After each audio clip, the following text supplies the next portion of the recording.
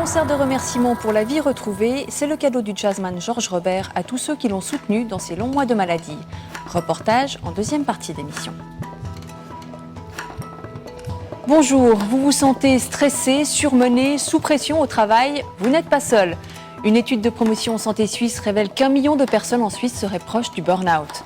L'épuisement professionnel, c'est plus qu'un trouble individuel, c'est un mal de civilisation, selon le philosophe Pascal Chabot que nous recevons aujourd'hui. Qu'est-ce que le burn-out dit de nous et de notre rapport au travail? Réponse juste après ce témoignage. Pendant 12 ans, Sébastien a été directeur commercial pour de grandes multinationales, principalement américaines. Il a fait ce qu'on appelle une belle carrière dans l'informatique. Mais à 35 ans, son corps lui a dit stop. Le moment de rupture a été brutal. Un matin, je n'ai pas pu me lever, tout simplement. Je suis resté complètement bloqué dans mon lit. Un sentiment de ras-le-bol total. J'en peux plus, c'est la fin. Ça a été assez court, assez bref, mais de suite, un sentiment de culpabilité. Le moment où vous arrivez au point de rupture, vous pouvez la veille être rentré chez vous et vous dire « ça va, j'en peux plus, j'en ai marre, j'en ai ras-le-bol, mais ça va ». Et le lendemain matin, clac, l'élastique a cassé et vous n'arrivez plus à vous lever. Le cerveau ne répond plus et ne fournit plus de la dopamine, de la sérotonine et le corps ne peut plus suivre. Donc ça n'a rien à voir avec la volonté. La volonté, Sébastien n'en manque pas. Sportif de haut niveau depuis l'âge de 7 ans, la rigueur et la discipline, il connaît. Compétiteur dans l'âme, perfectionniste au travail, il œuvre régulièrement jusqu'à 15 heures par jour en étant constamment joignable. La technologie permettant une disponibilité sans limite. On vous pousse l'information et on vous dit, voilà, aujourd'hui, l'information, elle a été communiquée. Pourquoi tu ne l'as pas traitée? Je te l'ai envoyée. Que vous soyez au ski, en voiture, dans un avion, dans un train ou avec vos enfants. Vous êtes obligé de déplier vos mails petit à petit pendant vos vacances, alors que vous êtes au soleil, ou alors que vous devez partager ce temps-là et vous devez le consacrer à vos enfants ou à votre femme. Pour se remettre de son burn-out, Sébastien a complètement revu sa manière de fonctionner. Une remise en question indispensable pour éviter la rechute. C'est la première chose qu'il va falloir faire, changer son mode de vie, puis ensuite une très bonne observation sur sa personne, s'accorder des temps de repos beaucoup plus systématiques, beaucoup plus réguliers, non négociés, non négociables. J'ai à nouveau des émotions, je suis à nouveau heureux, ce qui veut dire aussi que je dois rester vigilant pour le restant de ma vie. Je suis à nouveau créatif et ça m'ouvre à titre professionnel justement maintenant de nouvelles voies. On ne va pas m'attendre forcément là où je serai dans quelques mois, mais je sais que je serai encore plus fort, tout simplement parce que j'ai cette expérience à valoriser.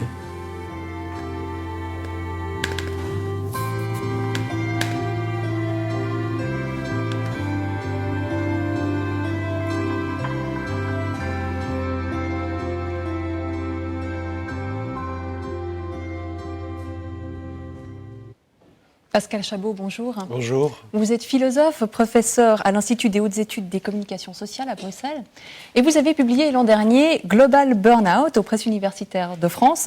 C'est 150 pages dans lesquelles vous démontrez que le burn-out, ce n'est pas qu'un trouble individuel qui affecterait les personnes mal adaptées au système, les faibles, mais qu'au contraire, c'est un mal civilisationnel. Est-ce que vous reconnaissez dans le témoignage de Sébastien ces symptômes de ce mal de société ? Oui, ces symptômes apparaissent dans le témoignage et dans la manière très juste dont la personne parle de l'épreuve qu'il a traversée avec le tempérament perfectionniste, le tempérament investi et puis cette manière qu'a le corps, qui parfois en sait plus que nos psychismes, de dire stop, de dire que certaines limites sont atteintes et qu'il n'est plus possible de continuer comme cela. Ce sont vraiment les caractéristiques premières qui ont été mises au jour dans les années 70 par Freudenberger, un psychiatre américain qui travaillait comme bénévole dans une clinique du stress, une clinique liée aux toxicomanes et qui était confronté à des problèmes de stress et qui à un moment a été incapable d'encore continuer. Et il n'y avait pas de mots à l'époque pour désigner ce qu'il traversait. Et c'est lui qui a forgé ce terme de burn-out qui, depuis, a connu un élargissement beaucoup plus important. A pris de l'ampleur. Oui, je cite justement cette étude de Promotion Santé Suisse en introduction qui dit que près d'un quart des actifs, 1 million de personnes en Suisse seraient proches du burn-out, en tout cas souffrent de stress excessif au travail. Une autre étude démontre qu'en 10 ans, l'augmentation du stress au travail est de 30%. Est-ce que ce sont des chiffres qui vous étonnent ? Ce sont des chiffres étonnants.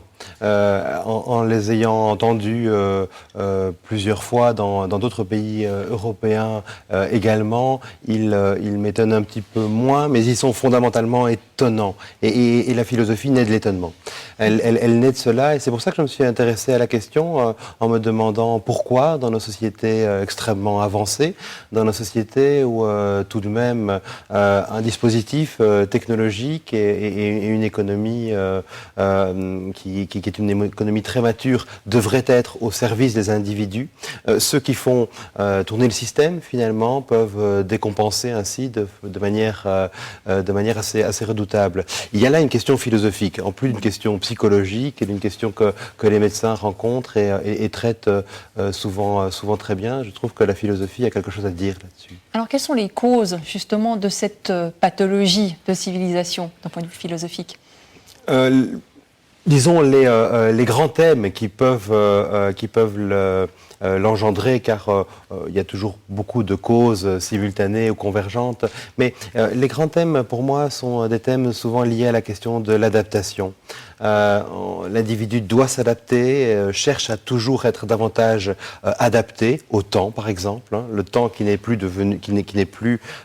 le lieu de la conscience, et la durée psychique interne qui est finalement le sel de notre vie, mais qui est aussi une sorte de chronomètre, comme on dit avec un jeu de mots, où il y a toujours une nécessité presque de lutter contre le temps, d'essayer de tout.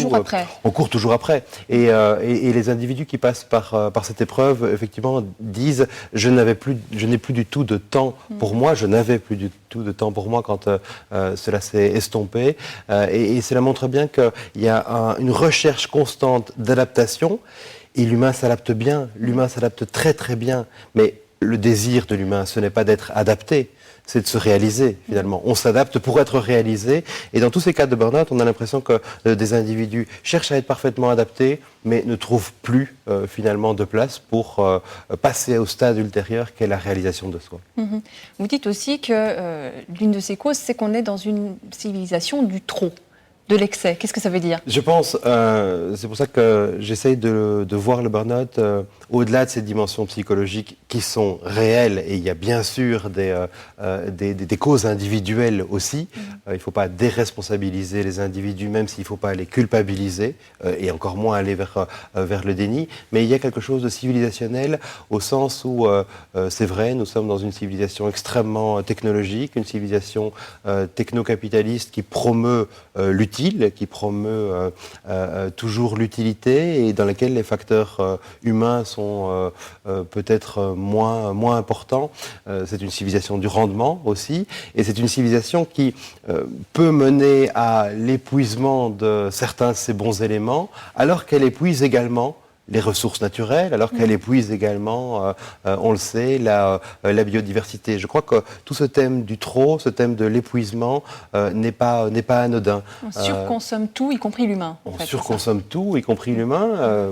Je dédie le livre aux contemplatifs, c'est-à-dire ceux qui ont un rapport à l'existence, un rapport au monde, qui n'est pas uniquement fait d'utilitarisme, de prédation, ni de concurrence ou de compétition, mais qui est un rapport peut-être plus posé, où on laisse émerger parfois avec humour aussi quelque chose comme la véritable relation à l'autre. On est dans une société du trop, c'est vrai qu'on travaille aussi beaucoup. En même temps, quand on regarde au début du XXe siècle, nos grands-parents, arrière-grands-parents travaillaient peut-être beaucoup plus d'heures, en tout cas n'avaient pas de congés payés, faisaient des tâches très pénibles. Pourtant, on ne parlait pas de burn-out à l'époque. Tout à fait, on n'en parlait pas. Les choses ont beaucoup changé, et tellement qu'il est parfois difficile et malaisé de comparer les époques. C'est vrai qu'il y a une pénibilité du travail, évidemment, tout au long du 19e, que Marx a analysé, ou au XXe siècle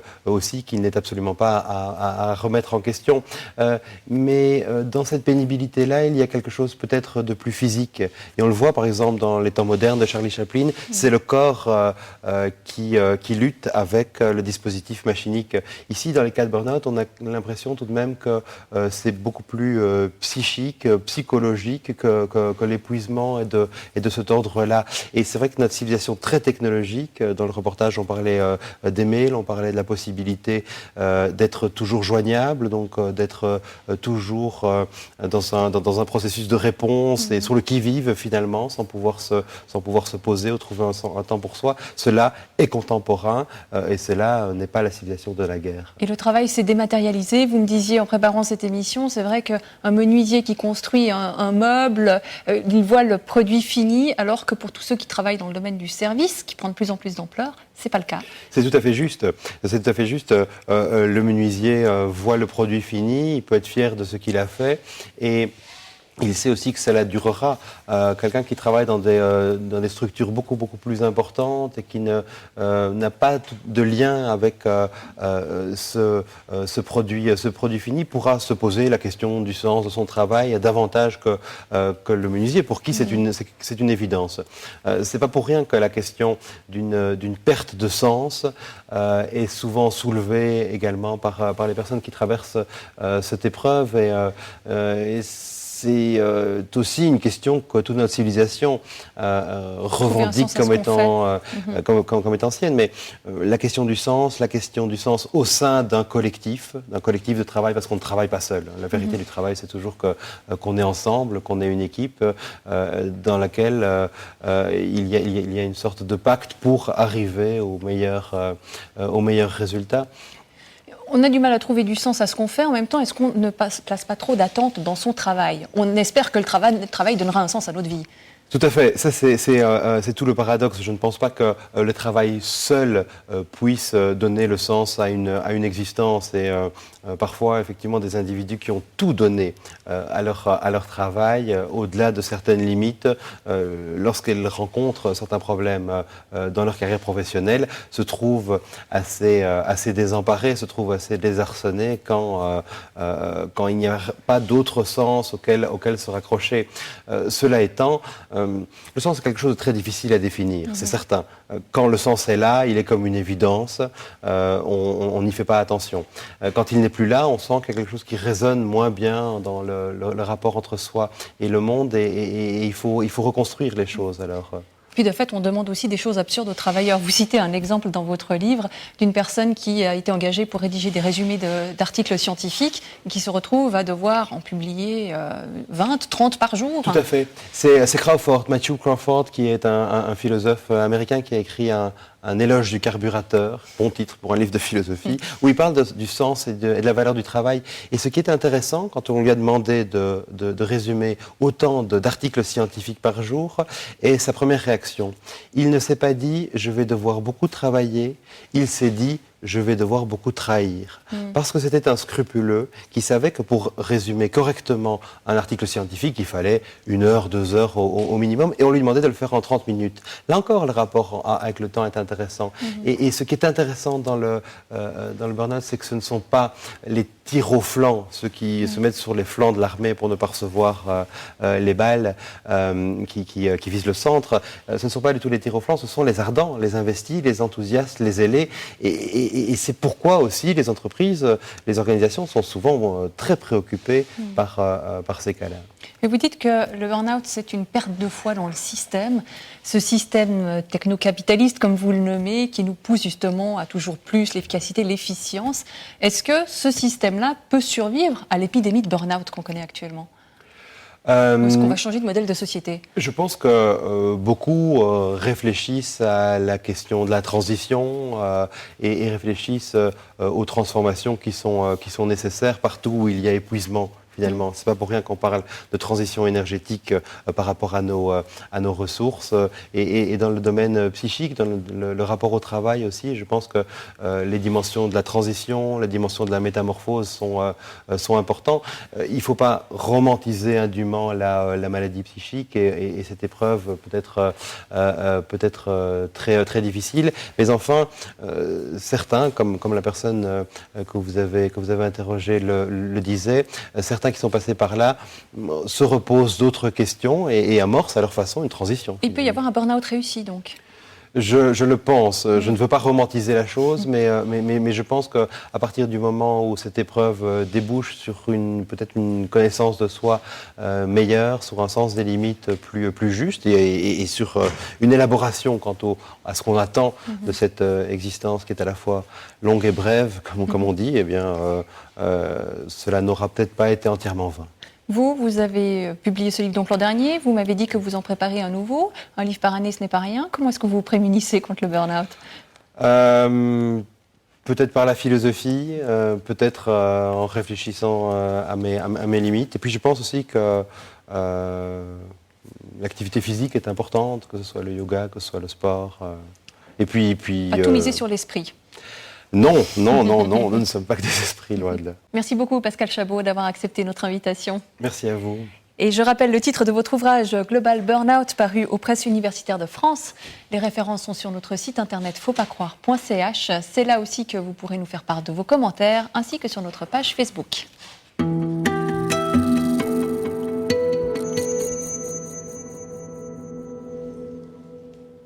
Jazzman suisse de renommée internationale, Georges Robert a survécu à une leucémie aiguë qui a nécessité une greffe de moelle osseuse. Après de longs mois d'hospitalisation, le musicien a voulu exprimer sa reconnaissance envers les personnes qui l'ont soutenu lors d'un concert à Lausanne. Un rite de passage vers une nouvelle vie capté par Noël Tortajada. Aujourd'hui, Georges Robert répète avec la crème des musiciens du jazz international. Pourtant, quelque chose a profondément changé dans son rapport à la vie, à la musique. Je prends beaucoup plus de risques, il me semble, maintenant, quand j'improvise. C'est-à-dire que j'ai envie de trouver des nouveaux chemins, d'explorer d'autres choses. Et je pense que je suis juste au début de cette démarche. Je me réjouis de la suite parce que forcément, ça va mener à des nouvelles découvertes. Né en 1960, Georges Robert fait partie des rares musiciens européens à avoir fait carrière aux États-Unis. Après 15 ans d'intense activité musicale en Amérique du Nord, il renoue avec la Suisse à travers les concerts et l'enseignement à Berne, puis crée le département jazz de la Haute École de musique à Lausanne. Parmi ses nombreuses activités au sein de l'école, il planifie des concerts pour ses élèves un peu partout en Suisse. C'est comme ça qu'il fait la connaissance du pasteur de l'église Saint-François qui cherche à programmer du jazz dans son temple. Mais quelques mois plus tard... En novembre, il était encore ici pour accompagner un projet autour de Mingus, magnifique jazzman, dans le cadre d'une masterclass. Et là, je l'avais vu pas bien. Et il m'a dit, oui, j'ai été faire un concert dans un pays du Nord, je me souviens plus si c'était le Danemark ou la Norvège. Et il m'a dit, je suis revenu avec un gros rhume, je suis vraiment pas bien du tout. Et quelques semaines après, il me téléphone en disant « Écoute Jean-François, je suis à l'hôpital de Beaumont, on m'a diagnostiqué une leucémie. » Et c'est vrai que ça a été un choc.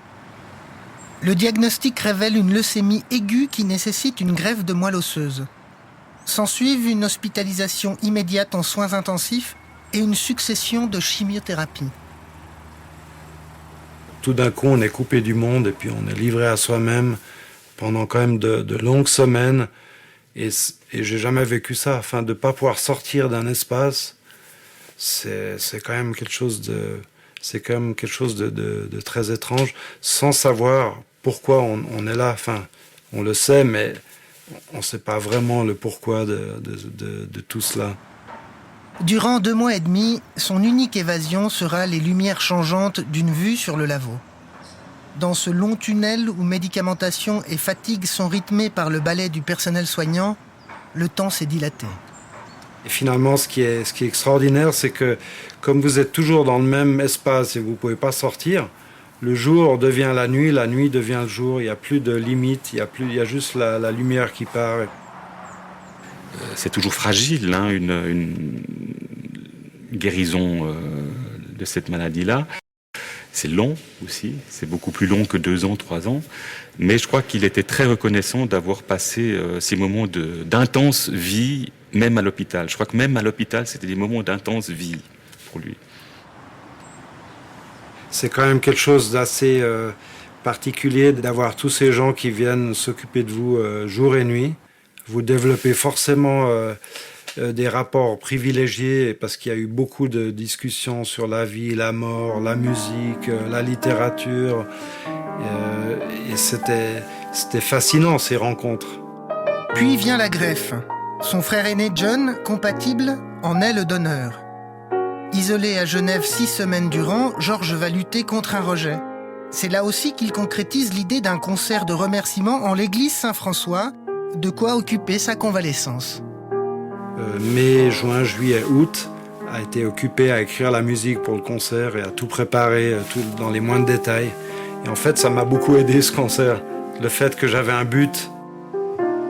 Je suis très ému parce que il y a des amis qui viennent vraiment de partout, y compris du Canada, qui sont là spécialement pour partager ce moment avec moi. Les médecins, je vous l'avoue, m'ont tous dit c'est un peu tôt quand même pour vous. Mais j'ai dit bon, il faut que je prenne une décision et j'ai décidé d'aller de l'avant.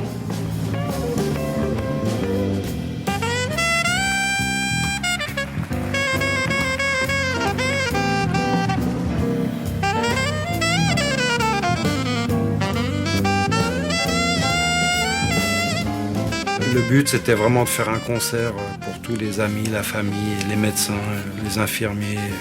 Parce que je pense que c'est dans le domaine médical, quand on est dans une situation comme la mienne, on peut être touché par ce que font tous ces gens qui vous connaissent même pas et qui finalement donnent beaucoup d'eux-mêmes pour faire que les choses aillent mieux.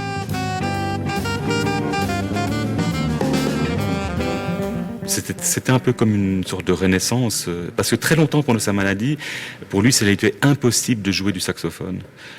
Pourtant, j'imagine que pour lui, c'est vraiment un compagnon de tous les jours et toutes les heures. Mais là, je crois qu'à un moment donné, il n'avait plus envie de souffler dans son saxophone. Et il s'y est remis que peu de temps avant son concert du 22 septembre. J'ai sans doute été très bavard ce jour-là parce que quand pendant 6 mois vous êtes dans l'isoloir, c'est vrai que quand vous sortez, c'est tellement fort de tout d'un coup voir tous ces gens. C'est un moment vraiment très fort et très particulier. Et puis le partage qu'on a avec ses amis musiciens quand on joue, c'est déjà tellement fort lorsqu'on est en bonne santé. Et là, c'était encore plus fort.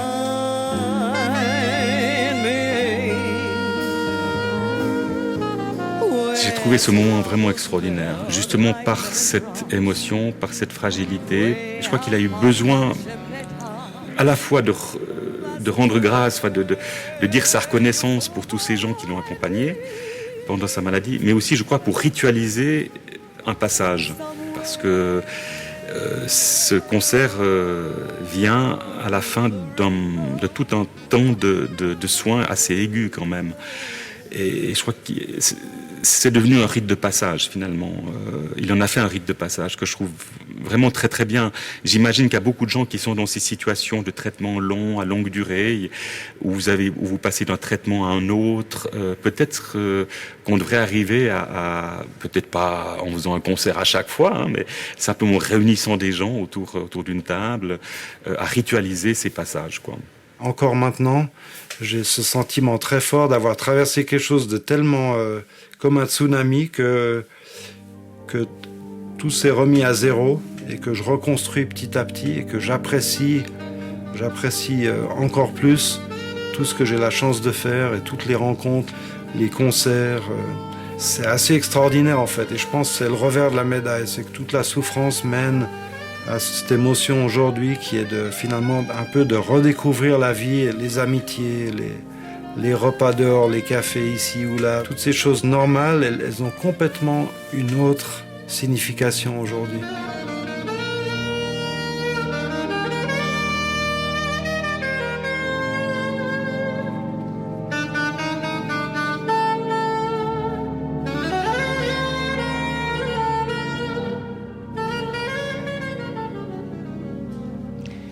Les dernières notes du saxophone de Georges Robert accompagnent la fin de cette émission. Il me reste à vous donner rendez-vous dimanche prochain, même heure, même chaîne, et à vous souhaiter une excellente semaine. À bientôt.